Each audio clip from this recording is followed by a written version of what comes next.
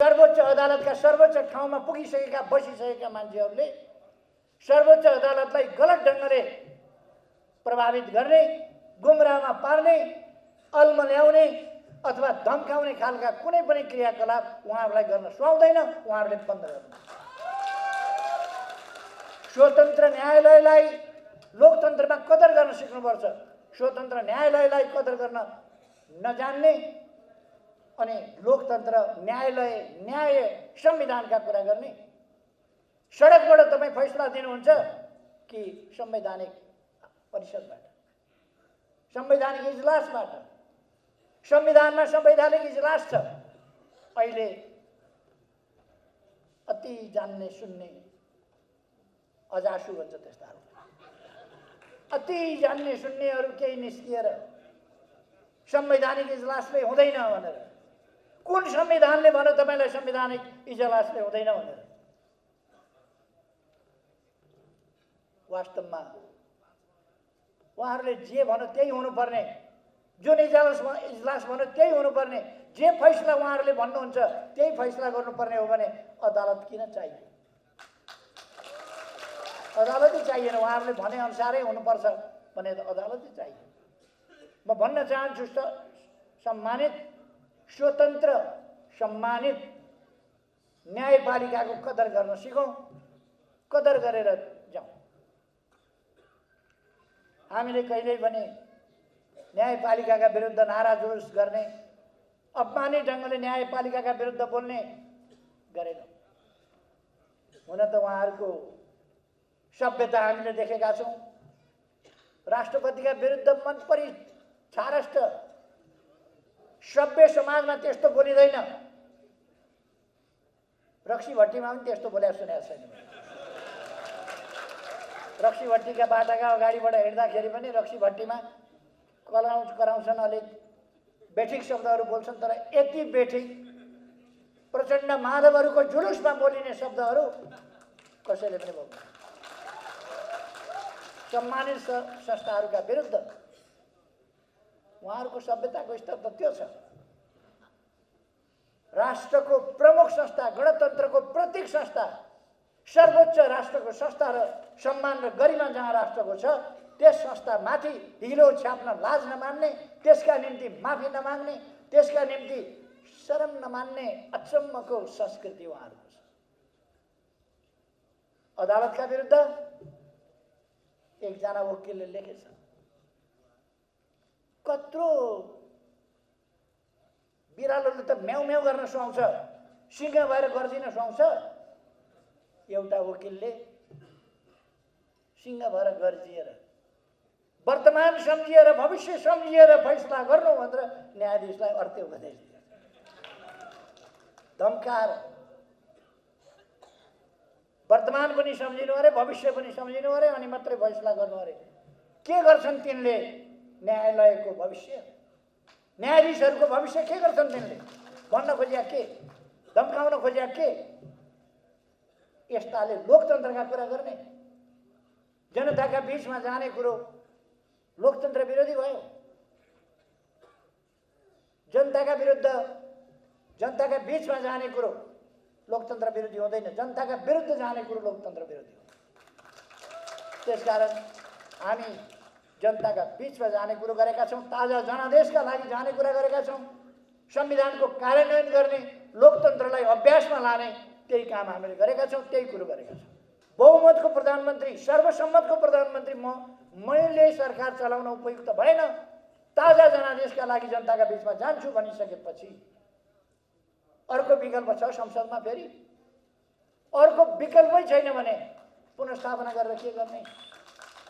पुनर्स्थापना कसरी हुन्छ? विकल्पै छैन। बहुमत कसैको छैन भने अनेक विकल्प छन्। त्यहाँ बहुमत मसँग छ, मसँग बहुमत हुँदाहुँदै 64% जसो बहुमत, झन्डै 2/3 बहुमत हुँदाहुँदै म चलाउन संसद। अब यस संसदले देशका लागि प्रभावकारी काम गर्न सकेन, अर्को ताजा जनादेशको संसद चाहियो। अब नयाँ पंक्ति चाहियो, नयाँ पिँढी चाहियो। सुकेका रुखले फल दिन्छ भनेर, सुकेका रुखमा फूल लाग्छ भनेर पालिराखेर हुन्छ 1.5 वर्ष 2 वर्ष। यी सुकेका हाँगाहरू हुन्, सुकेका रुख हुन्। त्यसकारण अर्को बिरुवा लगाउँ ताजा। तसर्थ कुहेका फललाई त्यही रुखमै टाँस्न खोजेर हुन्छ, डालामा हाँगामा टाँस्न खोजेर हुन्छ, त्यो झर्छ, अर्को पलाउँछ। चुनाव हुन्छ। चुनाव वैशाख 17 गते, 78 साल वैशाख 17 गते र 78 साल वैशाख 27 गते हुन्छ। वैशाख 17 गते शुक्रबार, वैशाख 27 गते सोमबार नै चुनाव हुन्छ। त्यसकारण यसमा कोही पनि साथीहरू, दाजुभाइ, दिदीबहिनीहरू, देशवासीहरू कोही पनि भ्रममा अन्यलमा पर्न जरुरी छैन। अर्कोतिर केपी ओलीले चुनाव गराउँदैन, तानाशाही लागू गर्छ भनेर हल्ला चलाइरहेको छ। केपी ओली जेल खटेर अनेकपल्ट मर्दै बाँच्दै गरेर फर्किएर आएको लोकतन्त्र मास्नका लागि होइन, लोकतन्त्रको रक्षा गर्नका लागि हो, लोकतन्त्रलाई अगाडि बढाउँछ। त्यसकारण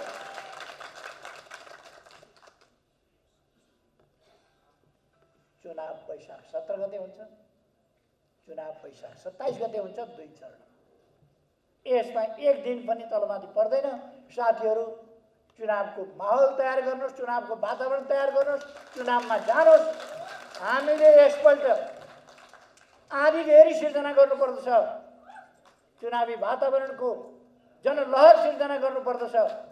यस आँधीबेहरी, यस लहरले यस्ता सडल गडल तत्त्वहरूलाई किनारामा फाल्दैछ। म उहाँहरूलाई भन्न चाहन्छु, उहाँहरू जस्तो सर्वोच्च अदालतका सर्वोच्च ठाउँमा पुगिसकेका, बसिसकेका मान्छेहरूले सर्वोच्च अदालतलाई गलत ढङ्गले प्रभावित गर्ने, गुमराहमा पार्ने, अल्मल्याउने अथवा धम्काउने खालका कुनै पनि क्रियाकलाप उहाँहरूलाई गर्न सुहाउँदैन। उहाँहरूले बन्द गर्नु।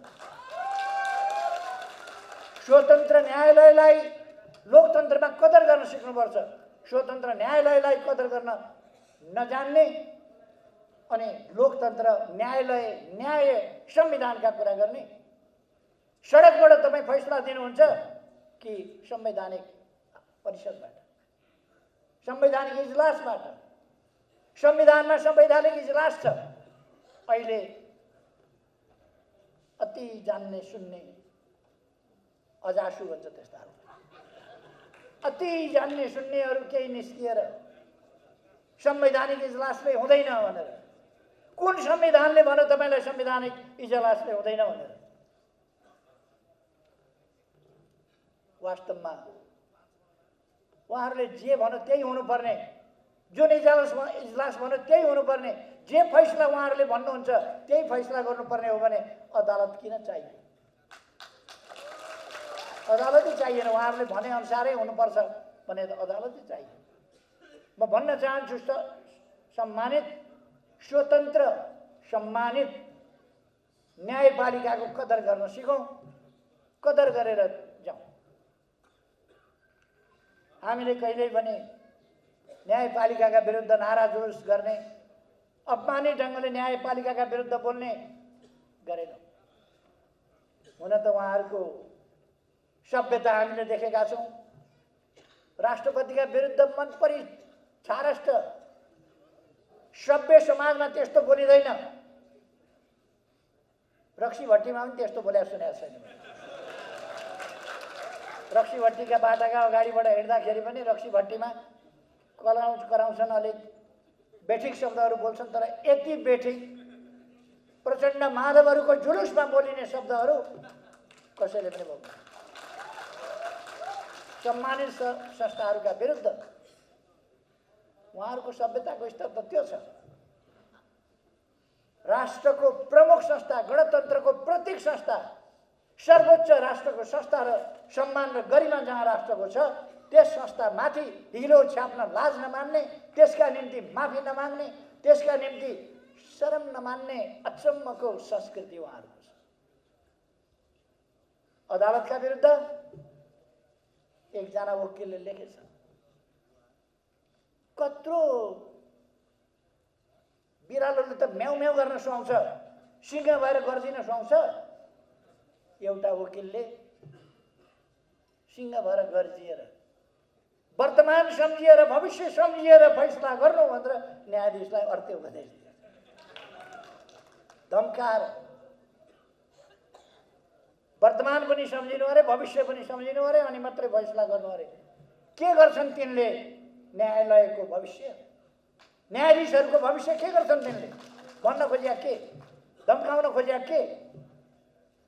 यस्ताले लोकतन्त्रका कुरा गर्ने, जनताका बीचमा जाने कुरो लोकतन्त्र विरोधी भयो। जनताका विरुद्ध, जनताका बीचमा जाने कुरो लोकतन्त्र विरोधी हुँदैन, जनताका विरुद्ध जाने कुरो लोकतन्त्र विरोधी हो। त्यसकारण हामी जनताका बीचमा जाने कुरो गरेका छौँ, ताजा जनादेशका लागि जाने कुरा गरेका छौँ, संविधानको कार्यान्वयन गर्ने, लोकतन्त्रलाई अभ्यासमा लाने त्यही काम हामीले गरेका छौँ, त्यही कुरो गरेका छौँ। बहुमतको प्रधानमन्त्री, सर्वसम्मतको प्रधानमन्त्री मैले सरकार चलाउन उपयुक्त भएन, ताजा जनादेशका लागि जनताका बीचमा जान्छु भनिसकेपछि अर्को विकल्प छ संसदमा? फेरि अर्को विकल्पै छैन भने पुनर्स्थापना गरेर के गर्ने? पुनर्स्थापना कसरी हुन्छ? विकल्पै छैन। बहुमत कसैको छैन भने अनेक विकल्प छन् त्यहाँ। बहुमत मसँग छ, मसँग बहुमत हुँदाहुँदै 64 वर्ष जसो बहुमत, झन्डै 2/3 बहुमत हुँदाहुँदै म चलाउन संसद। अब यस संसदले देशका लागि प्रभावकारी काम गर्न सकेन, अर्को ताजा जनादेशको संसद चाहियो। अब नयाँ पङ्क्ति चाहियो, नयाँ पिँढी चाहियो। सुकेका रुखले फल दिन्छ भनेर, सुकेका रुखमा फुल लाग्छ भनेर पालिराखेर हुन्छ 1.5 वर्ष 2 वर्ष? यी सुकेका हाँगाहरू सुकेका रुख हो। त्यसकारण अर्को बिरुवा लगाउँ, ताजा। तसर्थ कुहेका फललाई त्यही रुखमै टाँस्न खोजेर हुन्छ, डालामा हाँगामा टाँस्न खोजेर हुन्छ? त्यो झर्छ, अर्को फलाउँछ। चुनाव हुन्छ, चुनाव वैशाख 17 गते, 78 साल वैशाख 17 गते र 78 साल वैशाख 27 गते हुन्छ। वैशाख 17 गते शुक्रबार, वैशाख 27 गते सोमबार नै चुनाव हुन्छ। त्यसकारण यसमा कोही पनि साथीहरू, दाजुभाइ दिदीबहिनीहरू, देशवासीहरू कोही पनि भ्रममा अन्यलमा पर्न जरुरी छैन। अर्कोतिर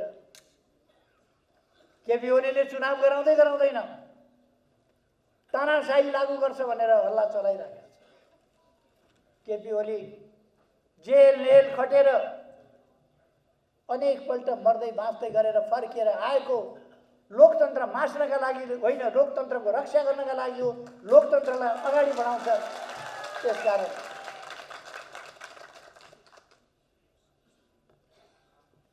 चुनाव वैशाख 17 गते हुन्छ, चुनाव वैशाख 27 गते हुन्छ, 2 चरण। यसमा एक दिन पनि तलमाथि पर्दैन। साथीहरू चुनावको माहौल तयार गर्नुहोस्, चुनावको वातावरण तयार गर्नुहोस्, चुनावमा जानुहोस्। हामीले यसपल्ट आँधीबेहरी सिर्जना गर्नुपर्दछ, चुनावी वातावरणको जनलहर सिर्जना गर्नुपर्दछ। यस आँधीबेहरी, यस लहरले यस्ता सडल गडल तत्त्वहरूलाई किनारामा फाल्छ। केपी ओली र केपी ओलीको गुट वास्तवमा यो नेपाल कम्युनिस्ट पार्टीभित्र निस्केको एउटा पिलो हो। त्यो पिलो फुटेर गयो, त्यो फुटेर गएको कुराहरूमा हामीलाई कुनै चिन्ता छैन। तर कतिपय साथीहरू अलमल्लिएर पनि जानुभएको छ। यसमध्ये कमेड बादलको म सम्झना गरिरहेको छु। कमेड बादलले केपी ओलीले वितण्डा मचाइरहेको बेलामा, केपी ओलीले गुटबन्दी गरिरहेको बेलामा हामी एक ठाउँमा भेला भएको थियौँ। त्यो भेलामा उहाँले के भन्नुभएको थियो भने यो केपी ओली भनेको चाहिँ हाम्रो पार्टीभित्रको एउटा खतरनाक गुट रहेछ। यो गुट र पार्टीका बिचमा एउटा अन्तर्विरोध खडा भएको छ। यो अन्तर्विरोधलाई राम्रो ढङ्गले हामीले फर्स्यौट गर्नुपर्छ। त्यो फर्स्यौट गर्ने कुराहरूमा हामीले दृढतापूर्वक अगाडि बढ्नुपर्छ भनेर उहाँले आफ्नो मत राख्नुभयो। म त्यो सम्झिरहेको छु। उहाँ अहिले चाहिँ त्यो पिलोतर्फ लाग्नुभएको छ, त्यो गुटतिर लाग्नुभएको छ। तर उहाँ त्यो गुटमा लागे पनि फेरि फर्केर आउनुहुन्छ भन्ने कुरामा हामी आशावादी छौँ। फर्केर आउनुहोस्। कमेड बादल मात्रै होइन, अरू सबै कमेडहरू जो अहिले भ्रममा परेर जानुभएको छ, केपी ओलीको दक्षिणपन्थी भड्काउका दिशामा भड्किएर जानुभएको छ, उहाँहरूलाई पार्टीमा फर्कनुहोस् भनेर हामी आह्वान गर्छौँ। अहिले जुन प्रकारको चाहिँ नि यो धनगढीमा हिजो भेला भयो, त्यो त पञ्चभेला जस्तो मात्रै हो। पञ्चभेलाको चरित्रभन्दा अहिले केही पनि फरक छैन। 9 जिल्लाबाट चाहिँ नि बस रिजर्भ गरेर मान्छेहरूलाई पैसा दिएर प्रलोभन दिएर यो ठाउँमा चाहिँ भेला गर्ने काम भएको छ। 5000 भन्दा बढी त प्रहरीहरू मात्रै त्यहाँ उपस्थित छन्। त्यसरी ठुलो सङ्ख्यामा मान्छेहरू देखाउने जुन कुराहरू भएको छ, केही त जनता भ्रममा परेर पनि जानुभएको छ। जनताको भ्रम बिस्तारै टुट्दै जान्छ। 46 सालको चैतभन्दा अलिकति अगाडिसम्म पञ्चभेलाहरू हामी देखिरहेका थियौँ। पोखराको अन्तिम पञ्चभेलाको म सम्झन्छु। त्यति बेला चाहिँ नि पञ्चहरू कुनै हालतले पनि यो पञ्चायती व्यवस्था यताउति हुँदैन भन्दै थियो।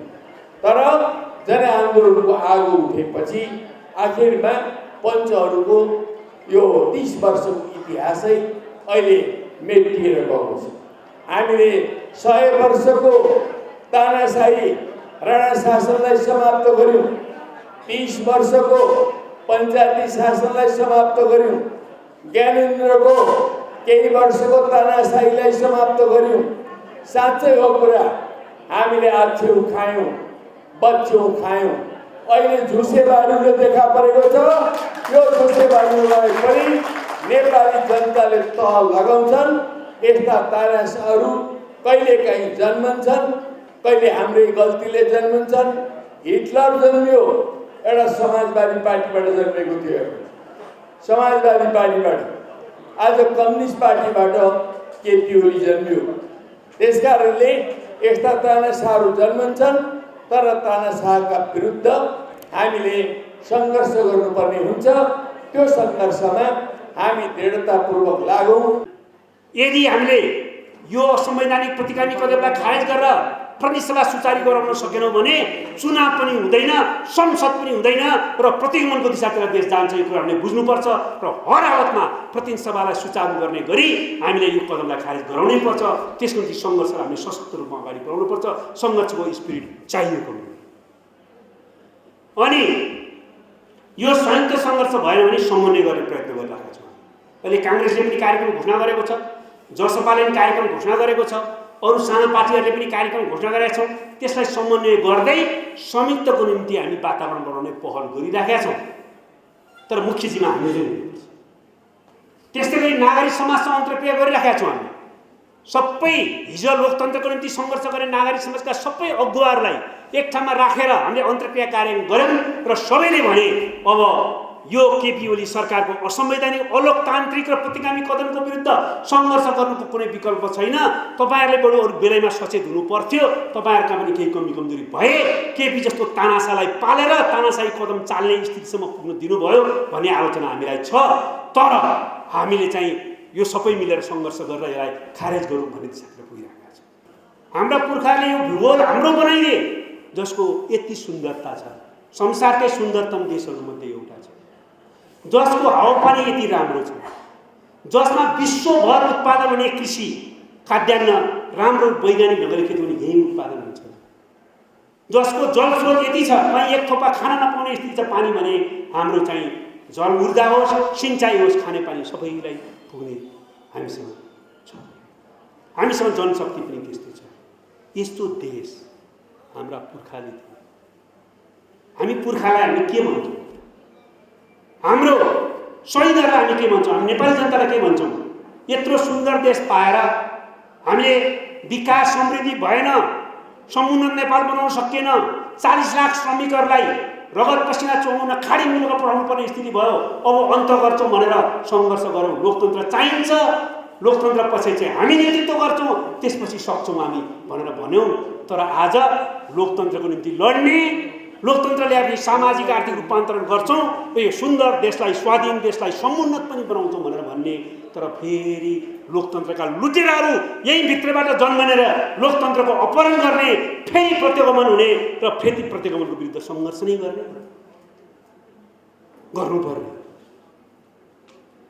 अनि यत्रो ठुलो परिवर्तन पछाडि पनि जनताले राजनीति भनेको सत्ताको पदको फोरी खेल्दै रहेछ भनेर बुझिरहने।